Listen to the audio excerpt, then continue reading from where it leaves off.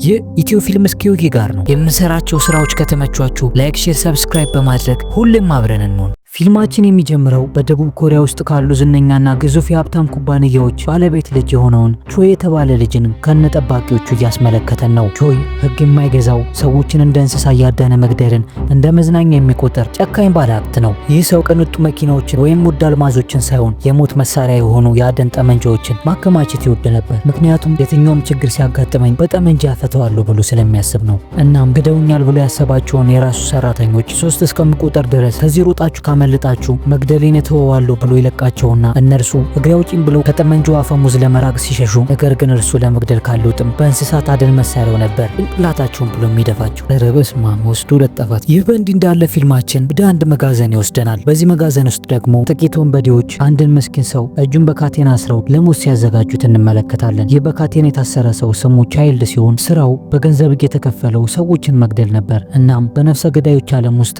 ስሙ የሚፈራና ለዚህ ስራ ትክክለኛ ባለሙያ ነው ተብሎ የሚታመን ሰው ነው። እናም አንድ ባለሀብት ደንበኛው ስራዬን አዘገየብኝ፣ ግደልልኝ ያልኩን ሰው በአግባቡና በሰጠው ሰዓት አልገደልከውም ብሎ ተናዶ ቻይልድን ለማስፈራራትና የእሱን ስልጣን ለማሳየት ታስሮ እንዲደበደብ አደረገው። እናም በመጋዘን ውስጥ አግቶት የነበሩትን ወንበዴዎች በሙሉ ረፍርፏቸው ራሱን ነፃ አውጥቶ ሲወጣ እንመለከታለን። ከዚህ በኋላ ቻይልድ ከአንድ ባለሀብት አንድ ትልቅ ተልእኮ ይሰጠዋል። ተልእኮ የነበረውም ፊልሙ ሲጀምር የተመለከትነውን ያንን አደገኛና ጨካኝ ሀብታም ልጅ ቾይን መግደል ተልእኮ ነበር። ይህም በሁለቱ ጨካኝ ሰዎች መካከል ያለውን ሞት ፍልሚያ ጨዋታ ይጀምረዋል። ከዚህ በኋላ ቻይልድ በአንድ መጠጥ ቤት ውስጥ ሆኖ በጭካኔ የታጀበውን የቦክስ ፍልሚያ ዘና ብሎ እየተመለከተ ነበር። የቻይልድ አይኖች ያረፉት ማርኮ በተባለው ወጣት ተፋላሚ ላይ ነበር። ማርኮ ፊቱ በደም ተጨማልቆ በቁስል የተሞላ ቢሆንም እስከ መጨረሻው ጠብታ ድረስ ግን ይዋጋል። ማርኮ ፍልሚያውን ካጠናቀቀ በኋላ ያገኘው ጥቂት ገንዘብ ለታመመችው እናቱ መድኃኒት እንኳን መግዣ አይበቃም ነበር። ማርኮ በየቀኑ ወደ ቤት ሲመለስ በመጀመሪያ የሚያደርገው ታማሚ እናቱን እስትንፋሷን መቃኘት ነበር። እናቴ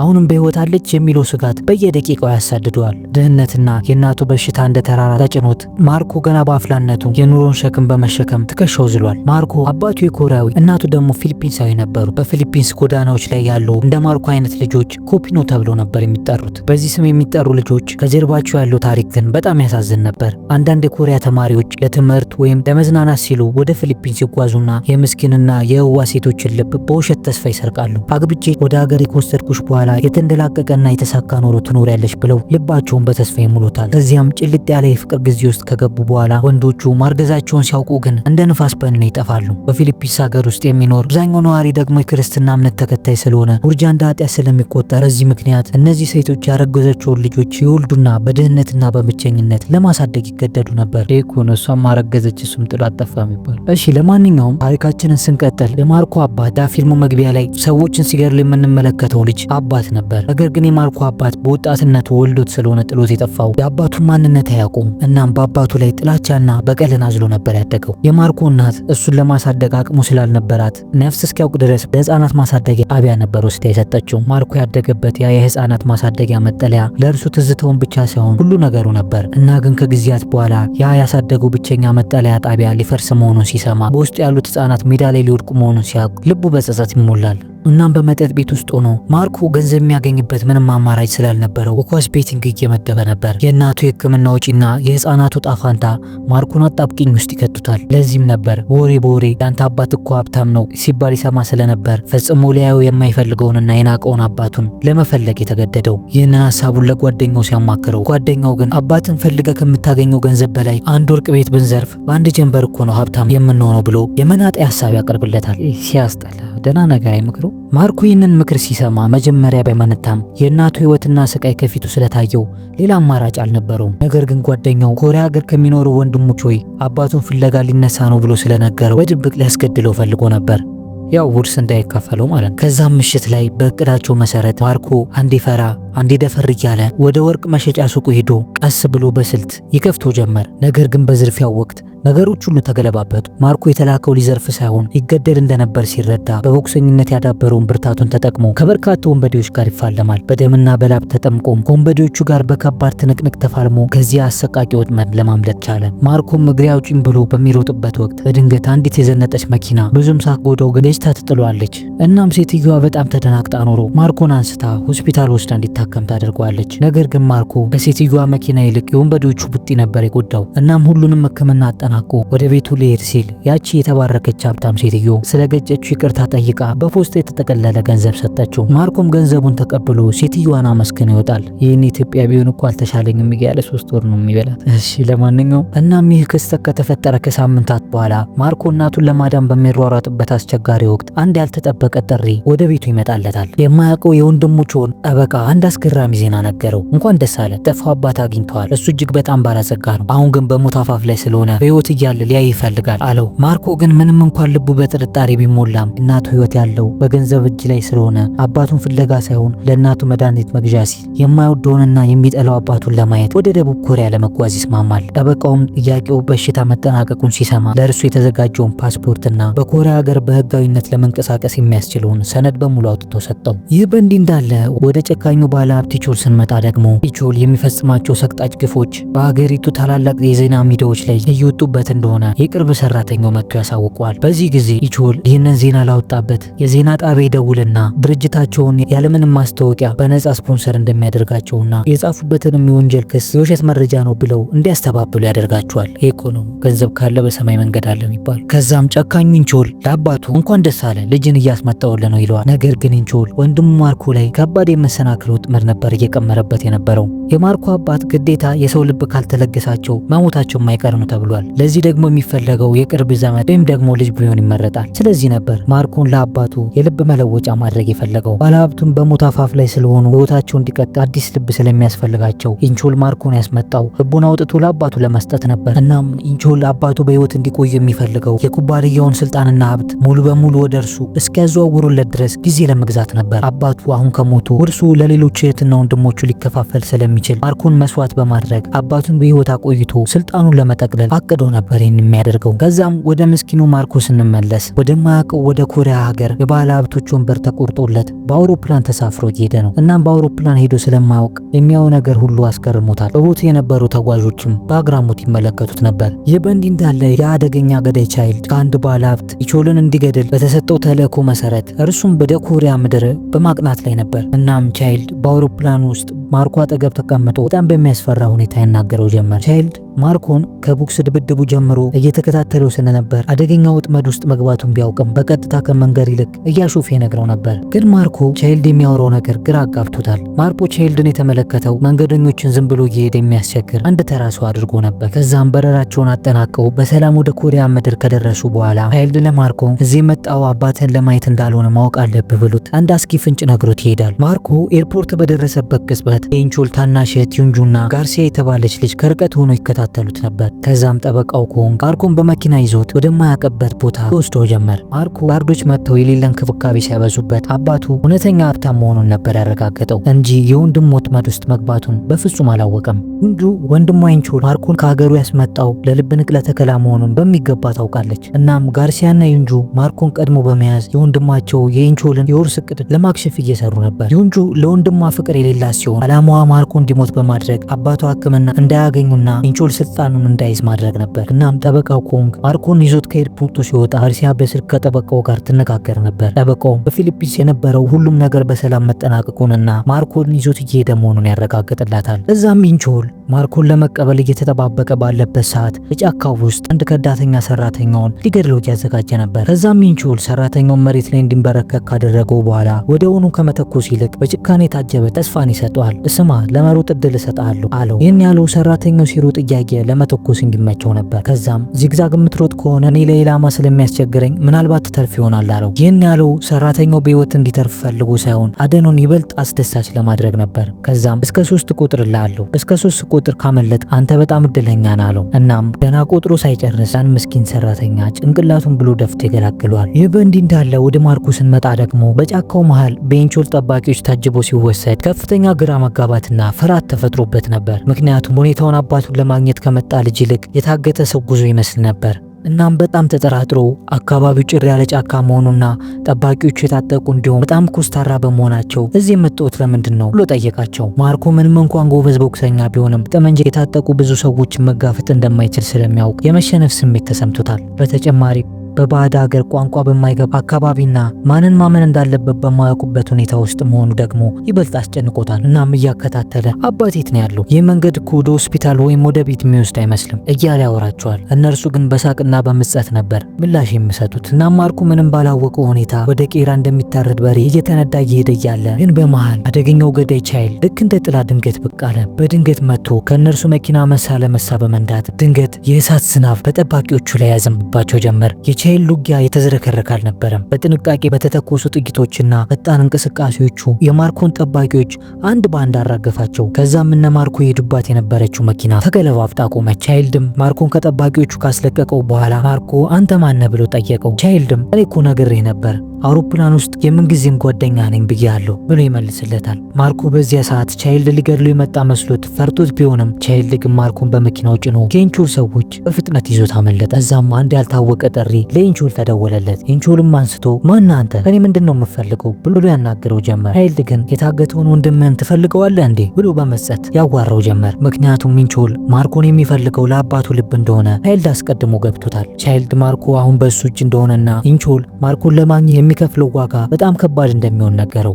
ይህ ልጅ ለአንተ በጣም ውድ እንደሆነ አውቃለሁ፣ ስለዚህ እኔ እየተንከባከብኩልህ ባቆይልህ ይሻላል ይለዋል። ኢንቾልም በበኩሉ ቻይልድን የፈለግከውን ያህል ገንዘብ እከፍላለሁ ብቻ እባክህ ልጁን መልስልኝ ብሎ ለመስማማት እየሞከረ ነበር። ምክንያቱም ባለማርኮ ልብ የአባቱ ሕይወትና የእርሱ ስልጣን አደጋ ላይ ስለሚወድቅ ነበር። ከዛም ማርኮ በደንብ ሲነቃ ቻይልድ አሁንም ቢሆን ሁኔታውን እንደ ቀልድ እያየው ለማርኮ እኔ ጓደኛ ነኝ ብዬ አልነበርም እያለ መሳለቅ ጀመረ። ማርኮ ግን በጣም ደንግጦና ግራ ተጋብቶ እባክህ ማነህ ከኔ ምንድነው የምፈልገው እያለ ይጠይቀው ጀመር። ቻይልድም አንተ እኮ ካፒኖ ነህ እያለ ጠራው። ያው በፊሊፒንስ ቋንቋ ካፒኖ ማለት ድሃ ልጅ እንደማለት። እናም እዚህ የመጣው አባቱን ለማየት ሳይሆን ለሞት እንደሆነና እርሱ ግን ሊያድነው እንደመጣ ነገረው። እዛም ቻይልድ ማርኮን በነፃነት ከለቀቀው በኋላ እንዲሮጥ ፈቀደለት። ነገር ግን ማርኮ መሮጥ ሲጀመር ቻይልድ ሽጉጡን አውጥቶ እየተኮሰ ይስተው ጀመር። ልክ ድመት አይጥን ከመብላቷ በፊት እንደምትጫወትባት ማለት ነው። ቻይልድ ማርኮን መግደል ፈልጎ ሳይሆን ለማስፈራራትና ለማሰቃየት ነበር። ልክ ኢንቾል ሰራተኞቹን ዚግዛግ ሩጡ እያለን እንደሚገድላቸው ሁሉ ቻይልድ ማርኮን በማሳደድ ደስታን ያገኝ ነበር። ከዛም ወደ ዋናው አስፋልት ወሰደውና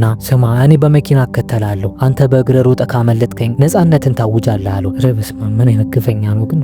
ከዛም ማርኮ እግሬ አውጪኝ ብሎ መሮጥ ይጀምራል። ሊያመልጠው ሲልም ቻይልድ በመኪናው ይደርስበታል። በዚህ አይነት ሁኔታ ረጅም መንገድ ከተጓዙ በኋላ ማርኮ ደግሞ ተስፋ ቆርጦ ሲቆም ቻይልድ በመስኮት በኩል እያየው ለምን አትሮጥም ነፃነትን አትፈልግም እንዴ እያለ ያላግጥበት ጀመር። እና ማርኮ ተስፋ ሳይቆርጥ በከፍተኛ ፍጥነት እየሮጠ ሳለ አንድ ትልቅ ድልድይ ላይ ይደርሳል። ማርኮ ከመያዝ ይልቅ ሞትን መርጦ በድልድዩ ላይ ወደ ታች ይዘላል። ቻይልድም ድልድዩ ጫፍ ላይ ቆሞ ማርኮ ሲዘል በግርምት ይመለከተዋል። እናም ማርኮ ወደ ታችኛው መንገድ በአደገኛ ሁኔታ ቢፈጠፈጥም ነገር ግን በህይወት ተርፎ ነበር። ቻይልድ ግን በዚህ ድርጊቱ ይበልጥ ተገርሞ ይህ ልጅ ጠንካራ ነው በሚል እሱን ማሳደዱን ይቀጥላል። እናም በህይወትና በሞት መካከል የነበረው ማርኮ በድጋሚ ቻይልድ መጥቶ እንዳይዘው በኃይለኛ በመሮጥ በአካባቢው ወዳለ ጥቅጥቅ ጫካ ገብቶ ያመልጠዋል። ወይኔ ማርኮ በማያውቀው ሀገር ሄዶ ይንከራተት። ቻይልድ ማርኮ ሲጠፋበት ብዙም አልተደናገጠም። ይልቁንም በጣም ሳቀና ከእጅ አታመልጥም ብሎ ማርኮ ሊሄድባቸው የሚችላቸውን ቦታዎች ማሰስ ጀመረ። ከዚያም ማርኮ በዚህ አስፈሪ ሁኔታ ውስጥ ሆኖ ሊረዳው የሚችል ብቸኛ ሰው ማን እንደሆነ ማሰብ ጀመረ። ከዛም ወደዚህ ሀገር ሲመጣ ጠበቃው ሰጥቶት የነበረውን ስልክ አወጣና ደወለ። ስልኩን ያነሳው ሰውም ባለበት ቦታ ሆኖ እንዲጠብቀው ነገረው። ነገር ግን አሳዳጁ ቻይልድ ፕሮፌሽናል ነፍሰ ገዳይ ስለነበር ማርኮ ሊሄድባቸው የሚችሉ ቦታዎችን አስቀድሞ እየተከታተለ ነበር። ቻይልድ ማርኮ በፊሊፒንስ የነበረውን እንቅስቃሴ ሁሉ ሲከታተለው ስለነበር ከማን ጋር ግንኙነት እንዳለው ያውቃል። እና ማርኮ ስልኩን ደውሎ ንግግሩን ከጨረሰ በኋላ ቻይልድ በድንገት ከበስተጀርባው መጣበት። በዚያን ጊዜ ሰዶ ማሳደዱ በድጋሚ ተጀመረ። እና ጥቂት ከተሯሯጡ በኋላ ቻይልድ በጥፊ መጥቶ ቢጥለው ነገር ግን ማርኮ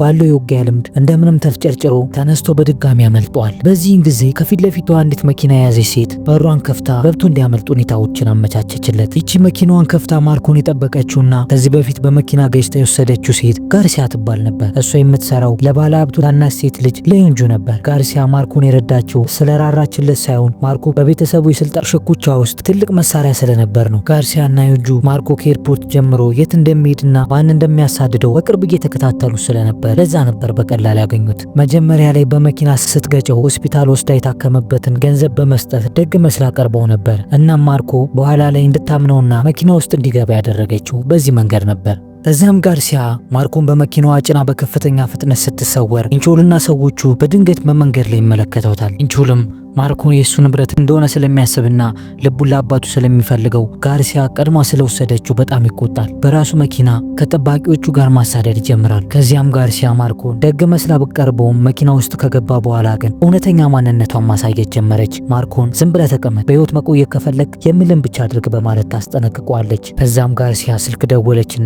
ሌንጆ ልጁ በጄ ነው አሁን ይዤው እየመጣሁ ነው በማለት ሪፖርት አደረገች። ዩንጁም ወንድሟ እንዳይቀድማትና ማርኮን በሰላም ይዘው እንድትመጣ ታዛታለች። ነገር ግን የኢንቾል ጠባቂዎች መኪና በጣም በቅርበት ይጠጓትና ከበቧት። ጋርሲያም በጣም ጎበዝ አሽከርካሪ ስለነበረች የኢንቾል መኪኖች እንዳይጠጓት መንገዱ ላይ ያሉ ሌሎች መኪኖችን እንደ መከላከያ ተጠቀመች።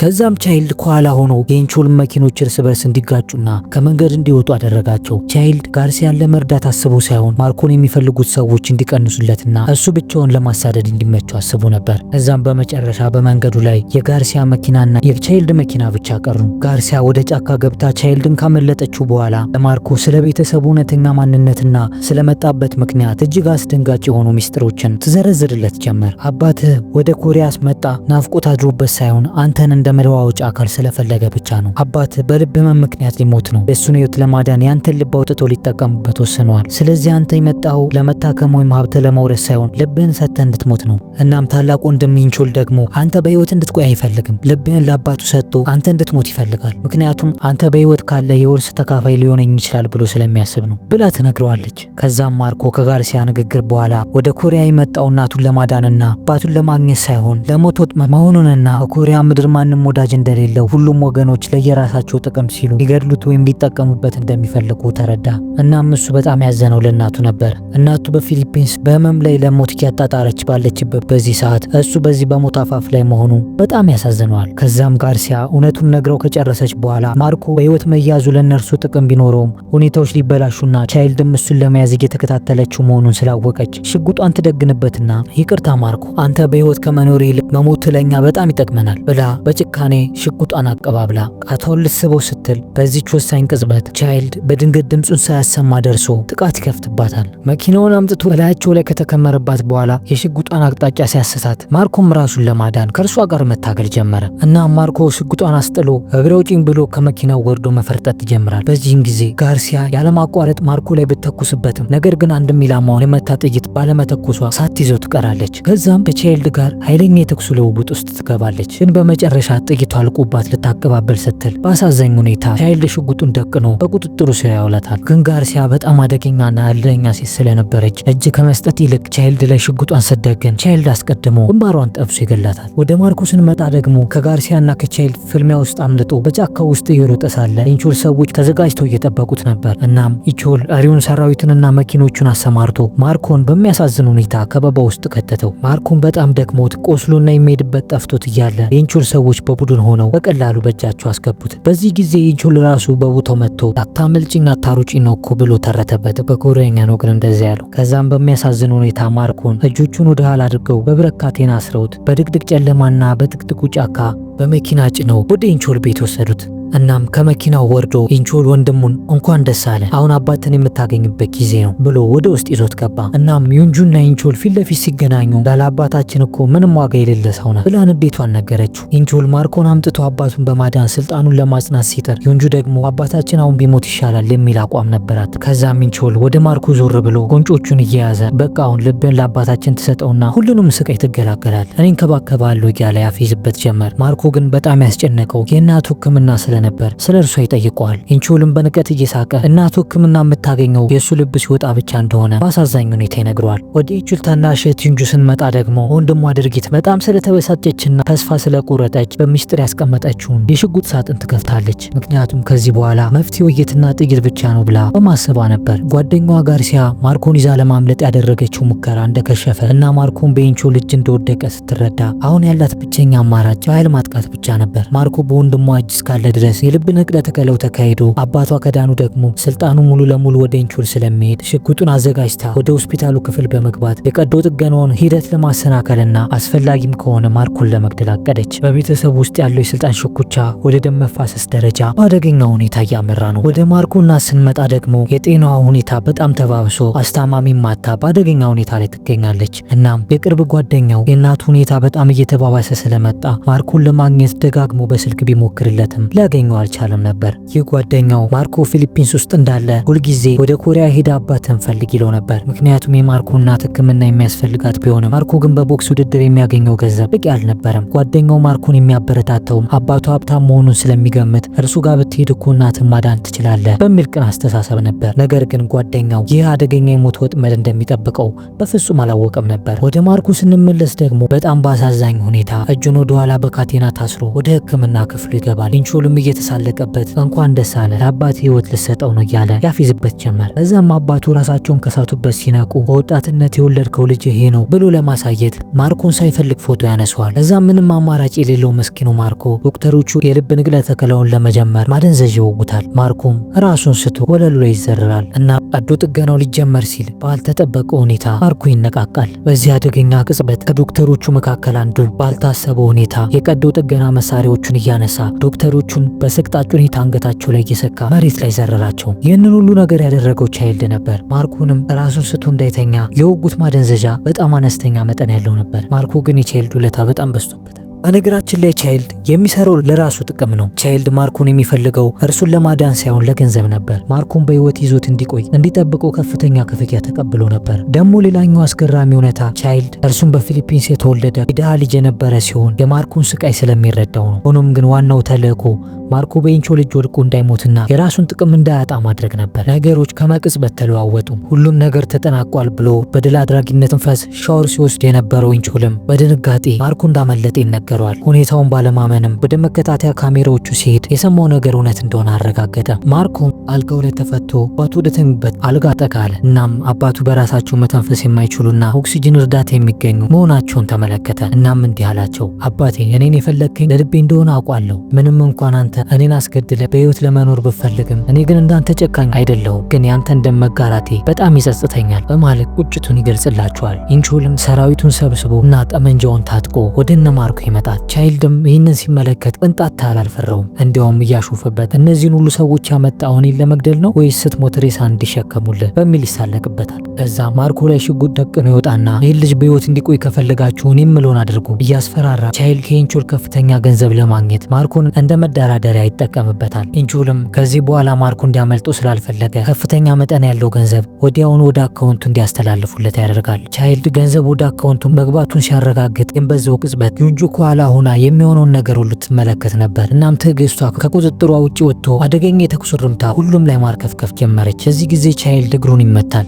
እናም በአሳዛኝ ሁኔታ ዩንጁ በከፈተችው ተኩስ ቀዶ ጥገና ሊደረግላቸው ተኝተው የነበሩ አባቷን በጥይት መታቸው። በስከ ወዲያኛው ያሸልባሉ። ከዛም በዚህ ክፉኛ የተበሳጨው ኢንቾል ጠባቂዎቹን ይዞ ወደ ውስጥ ይዘልቅና ለቻይልድ ገንዘቡ ስለተላከለት ማርኮን እንዲለቁ ይጠይቀዋል። ቻይልድ ምንም አማራጭ ስላልነበረው ማርኮን አሳልፎ ይሰጣቸዋል። ከዛም ጠባቂዎቹ ማርኮን ከወሰዱት በኋላ ቃላቸውን በማጠፍ ቻይልድን መሳሪያ ደቅነው ይከቡታል። ከዛም የተላከለትን ገንዘብ እንዲመልስ ያስፈራሩት ጀመር። ቻይልድን በመሳቅ አንተ ሰው ገንዘብ አንዴ ከገባ በኋላ ይወጣል እንዴ? ይህ እኮ ስጦታዬ ነው፣ ስጦታ እኮ አይመለስም ብሎ ሲሳለቅ ግራ ያጋባችኋል። ከዛም አደገኛ ነፍሰ ገዳይ መሆኑን ለሁሉም ያሳያቸው ጀመር። ጠባቂዎቹ ካሰቡ ፍጥነት በላይ ሁሉንም አንድ ባንድ ይጨርሳቸዋል። ኢንቾልም በጠባቂዎቹ አንዱን እንደ መከላከያ ጥይት ተጠቅሞበት ራሱን ጥይት እንዳይመታው ያደርጋል። እድሜው ሊያልቅ አካባቢ ቻይልድ ማርኮን ይዞ ሊወጣ ሲል ዩንጁ ቆስላ በድንገት ከቆሰለችበት ተነስታ ሽጉጣን ቻይልድ ላይ ትደቅንና ልጁን ትተወይ ካልሆነ ግን ሁለታችሁንም ነው የምገላችሁ ትለዋለች። ቻይልድ ግን ምንም ሳይፈራት እኔ ስወጣ የኢንቾል ሰዎች መጥተው አንቺን መግደላችሁ አይቀር፣ ስለዚህ እኔም አንቺም ከምንሞት ታስመልጭኝ ይሻላል ሲላል። ዩንጁም ደም እየፈሰሳ ስለነበረና አቅም ስላጣች ቻይልድና ማርኮ ሲወጡ በዝምታ ለማየት ትገደዳለች። ከዛም ፊልማችን ሙሉ ታሪኩን ወደ ኋላ ያስመልስና ማርኮ እንዴት በረቀቀ ወጥመድ ወደዚህ ቦታ እንደመጣ ያሳየን ይጀምራል። ማርኮ ፊሊፒንስ እያለ እናቱ ሕክምና ገንዘብ አጥቶ ይጨነቅ በነበረበት ወቅት ጓደኛው ኪም አባቱን እንዳገኘለት ነግሮት ነበር። ማርኮ በፊሊፒንስ እያለ የሚተማመንበትና እንደ አባት የሚያየው መምህሩ ኪም የዚህ ሁሉ ወጥመድ ዋናው ደላላ ነበር። አባትን ሄድና ፈልግ ብለው 10 ጊዜ የሚጨቀጭቀው ኪም ማርኮን ወደ ኮሪያ የላከው ስለሚያዝንለት ሳይሆን ከኢንቾል ጠባቂዎች ጋር በሚስጥር ተደራድሮ የድለላ ገንዘብ ስለበላበት ነበር። አቤት ግን ማን ነው የሚታመነውን በዚህ ዘመን? ምስኪኑ ማርኮ አባቱን ፍለጋ የተነሳው አንዲት ያረጀች ፎቶግራፍ ብቻ ይዞ ነበር። ኢንቾልም በፊሊፒንስ የሚገኙ በርካታ ድሃ ልጆችን መረጃ መረጃ ሲመረምር ማርኮ ጤነኛና ቦክሰኛ በመሆኑ ልቡ ጠንካራ ስለሆነ ለንቅለ ተከላው ምርጥ ሆነለት። እንዲሁም ሊሞት እንኳን የሚጠይቀው አካል ስለሌለ እናቱም ታማሚ ስለሆነች የሌንቹል ትልቅ ቀዳዳ ነበር። እናም ማርኮ ለእናቱ ሕክምና ሲል ወደ ማንኛውም የሚያገኘው ወጥመድ እንደሚገባ አስቀድሞ ስላወቀ ይህን ክፍተት ተጠቀመበት። ግን ይህንን አደገኛ ቁማር በጣም መሳጭ የሚያደርገው ደግሞ የቻይልድ ሚና ነበር። ቻይልድ ማርኮን ሲያሳድደው የነበረው በሌንቹል ትዕዛዝ ሳይሆን በእርሱ ተቀናቃኞች ተቀጥሮ ነው። ቻይልድ ማርኮን እንዲያድን የተላከው ሌንቹልን እቅድ እንዲያከሽፍና